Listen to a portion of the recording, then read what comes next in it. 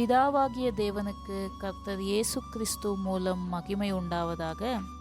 என்னை நினைவு கூறும்படி இதை செய்யுங்கள் என்றார். பஸ்கா கால சிந்தனைகள். பாதம் கழுவுதல். உங்கள் உதவியை அவர்கள் கேட்பது வரையிலும் காத்து கொண்டிருக்காதீர்கள். ஏனெனில் அவர்கள் எந்த அளவுக்கு வளர்ந்துள்ள சீஷர்களாய் காணப்படுகின்றார்களோ அவ்வளவாய் அவர்கள் உங்கள் உதவியை கெஞ்சி கேட்காதவர்களாய் காணப்படுவார்கள்.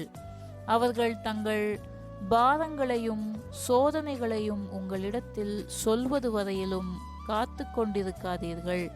மாறாக முன்னேற்பாடுடன் பார்த்து கொண்டிருங்கள். ஏனெனில் அவர்கள் எந்த அளவுக்கு போதகருடைய ஆவியை பெற்று கொண்டிருக்கிறார்களோ அவ்வளவாய் அவர்கள் முறையிடாதவர்களாய் காணப்படுவார்கள் மற்றும் எப்பொழுதும் சந்தோஷமாய், உபத்திரவத்திலும் கூட சந்தோஷமாய் ஜீவிப்பவர்களாய் இருப்பார்கள். சரீரத்திற்கான இத்தகைய ஊழியங்களை கேட்கப்படாமல் நாடி சந்தோஷ கொள்ளுங்கள். சரீரத்திற்கான ஊழியங்கள் அது கர்த்தர் இயேசுக்கே புரியப்பட்டதாகும். பூமிக்குரிய தேவைகள் சார்ந்த ஊழியங்களை காட்டிலும் புதிய சிருஷ்டிகளென நாம் ஒருவருக்கொருவர் புரியும் ஊழியங்களே மிகவும் முக்கியமானதாய் காணப்படுகின்றது.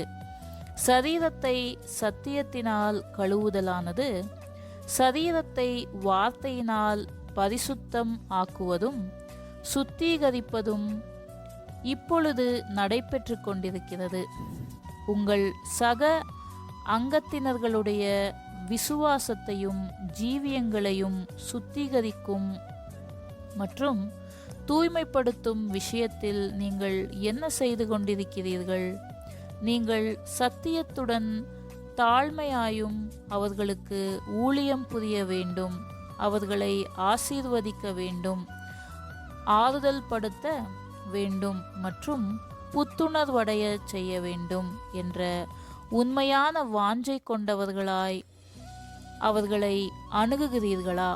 இப்படி செய்கின்றீர்களானால் தொடருங்கள், உங்கள் ஊழியத்தை செய்யுங்கள். போதகரும் இப்படியாகவே செய்துள்ளார். இதுவே அவரது மாதிரியாகும். தொடர்ந்து செய்யுங்கள்.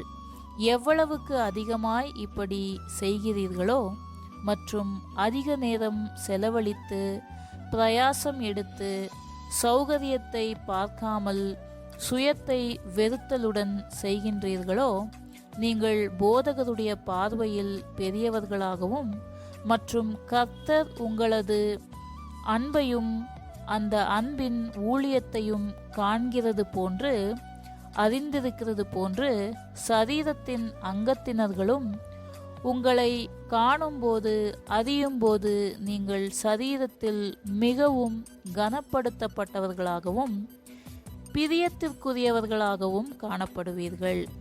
ரீப்ரின்ஸ் 2278. ஆமேன்.